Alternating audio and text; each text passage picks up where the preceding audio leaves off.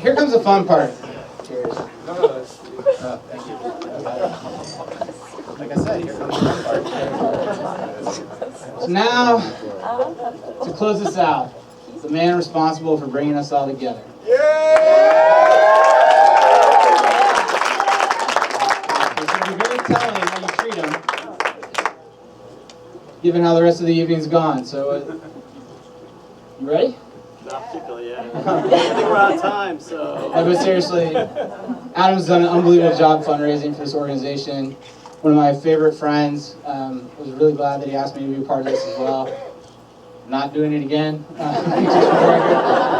So everybody, please, warm round of applause and raucous cheers for Adam, the man who brought us all together.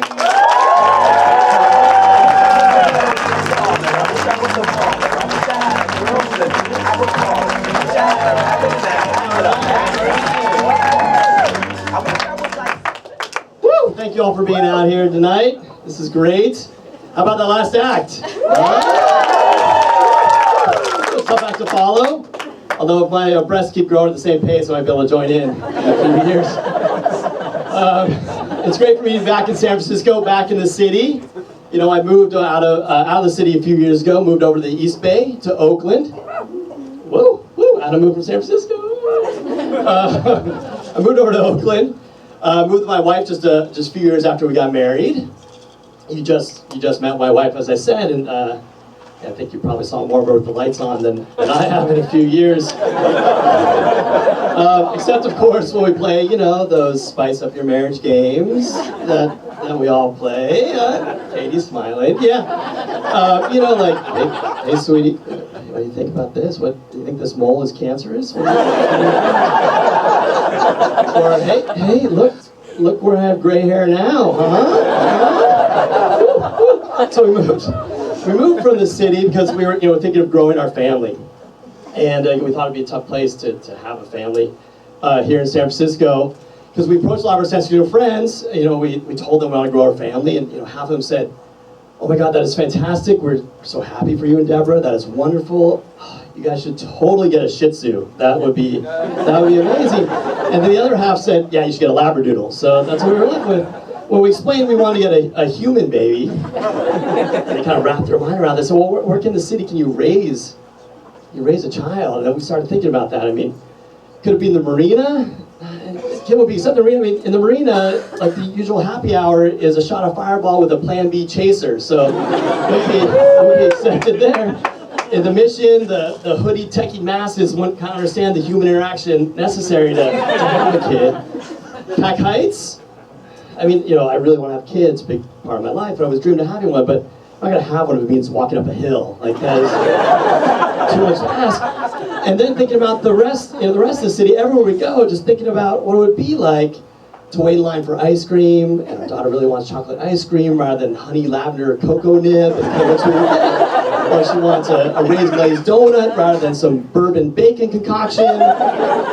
Or God forbid, in our own neighborhood, we went to our local artisanal grilled cheese place, and she wanted American cheese. I cannot even say American cheese in San Francisco. So American cheese, instead of some sort of raw, organic cheese that was harvested from free-range lactating women, or whatever it is, the cheese of choice.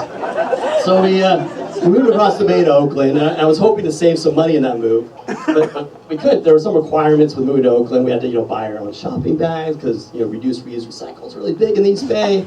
My wife had to get some piercings in places you didn't see to fit in with her mother's group. And then actually, as white people moving to Oakland, we were required by law to buy a Subaru. So we had to buy a Subaru, which turned out okay. It was very wise because there was room in there for the shopping bags and the groceries, room in there for our family of 3. And also the trunk space, it had really ample trunk space to fit in really our newfound, hey, we're white people, we live in Oakland, aren't we progressive smugness that we could kind of cram into the trunk. So now we're very happy living with a 3-year-old in urban, adjacent Oakland. And so yeah, I said 3-year-old, so that makes me an older father. I'm not really old, but I'm old enough where you can kind of count the rings here to see how old I am.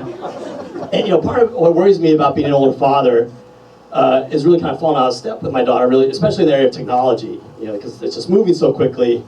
Really worried about that. When I was growing up, it was easy for me not to fall behind. I mean, the big life-changing things that we had growing up were like, hey, a pen that kind of sort of erases. We made a really bad pencil. Hey. And catch-up balls are now squeezable. Hey, all right. Those are the kind of life-changing day-to-day things that we had. But now there's like things in clouds and Bluetooth and whatever that are out there.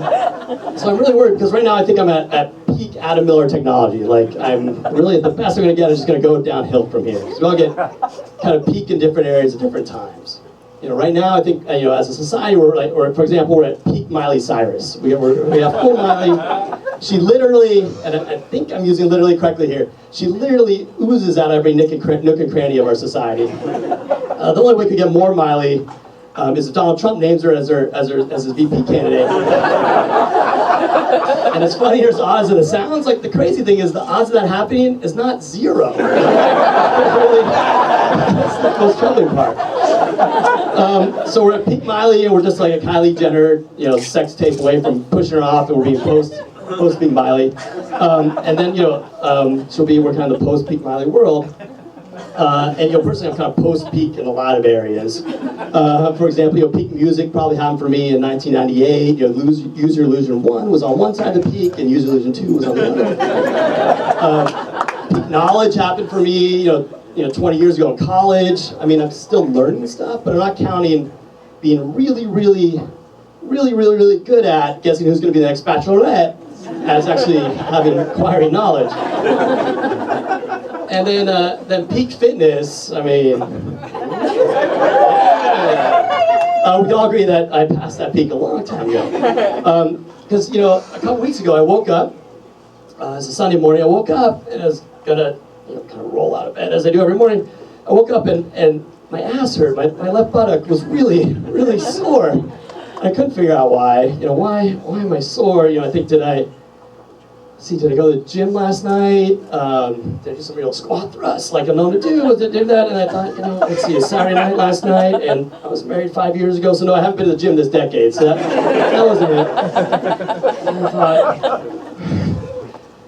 And I thought, well, so Saturday night last night, maybe it was, with the missus, maybe I gave her some, especially good loving last night, with the squat thrusts, and, maybe. But I thought, we've been married 5 years, it's not the day after my birthday, so that wasn't it either. And then I realized, what I did last night was really intense, and eventually ass-clenchingly intense. I had my fancy football draft, so I had to come to terms with the fact that I pulled a muscle playing fantasy sports. So past peak fitness, but technology that really worries me about being past peak technology and losing touch with my daughter. I mean, if you want to know what it's like to be past peak technology, I mean, think of your parents, and this is just hypothetical, not my actual parents. Your parents, peak technology for them was probably the universal remote. That's where your parents said, you know what, I'm out. Program this for me, show me how it works, and that's it. But now every once in a while your parents will, they'll wake up and they'll turn on the remote and they'll press on, the TV turns on, the cable box turns off. Get on again, cable box turns on, TV turns off. On, off. There's not just some sort of universal remote death spiral. Like in Oregon, I think you can get physician-assisted suicide for that. So that's what it's like living past peak tech. And it was even scarier, now we're thinking about, with my daughter, I'm trying to raise her, because when, the internet came out, the internet was coming for our kids. We were so worried about this, but it's pretty easy to solve when it first came out. You put the one computer in the living room, and as part of like family game night, you watch child predators trying to go for your kids. And it was great. But then technology said, hey, you know what we're going to do? We're going to make the computer so small that your kid can surf porn while riding on his big wheel. And you know what? We're actually going to one-up that. We're going to put a camera in there. So that little Mikey, whenever he wants, can take pictures of his penis. And for 13-year-old Mikey, that's probably all the time. So now I live in fear that in 10 years from now, there's going to be some technology that's created that I don't know about. Probably one of you out here is going to create it. Some technology I never heard of, I can't even know of, is going to be created. It's going to let some dumb as a rock tween like telepathically send dick pics to my daughter. And I'm not going to know because I helped my mom with the universal remote. I'm still trying to connect to my stereo via Bluetooth. So that's what really worries me about being an older father. And just being older in general, there's some things that are worrisome. You start to kind of look at the world around you, and you see how kind of messed up things are. Right now we have Syria, Ukraine, nukes in Iran, Clinton scandals back again. Basically, you realize we didn't start the fire. And it's been always burning.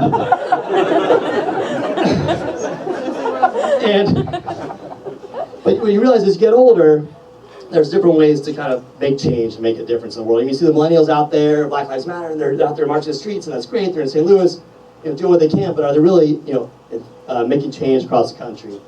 As an older person, I kind of know how to do it and kind of reach people. So what I do, I travel this country, I travel from coast to coast. I travel usually on vacation or on a corporate account, but I travel across the country. And in each place, I rent a car. And when I rent that car, do you know what I do? I change the presets. I change the presets to NPR. And to reach a different group, you know what I'll do? I'll put the NPR between two country channels. Next thing you know, someone else in their nice white Ford Fiesta a couple weeks later is saying to themselves, you know what I like? I kind of like that new song by Trisha Yearwood, All Things Considered. Or I gotta look up more info on, I think that was a rifle, what's it called, Lakshmi Singh?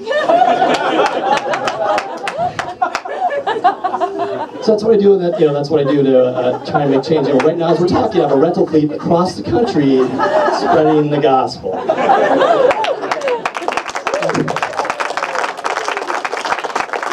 And locally, when I see an issue, and I see an issue that I can actually take part in,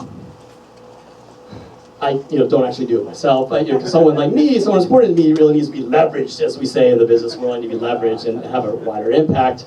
So what I do is get all my friends together, get them all together for a night to really celebrate narcissism, where there's a spotlight literally on me, and all of you have to listen to what I say. And if no one is really listening or doesn't like what I have to say, I quote the person who I mentioned earlier, Billy Joel, when we didn't start the fire. I say, I don't care what you say anymore, this is my life, go ahead with your own life. Leave me alone. And that is the second Billy Joel reference of the show, which is a record for a Northern California stand-up comedy show. And so with that, I came and did what I wanted to do. Thank you very much. It's been a wonderful honor.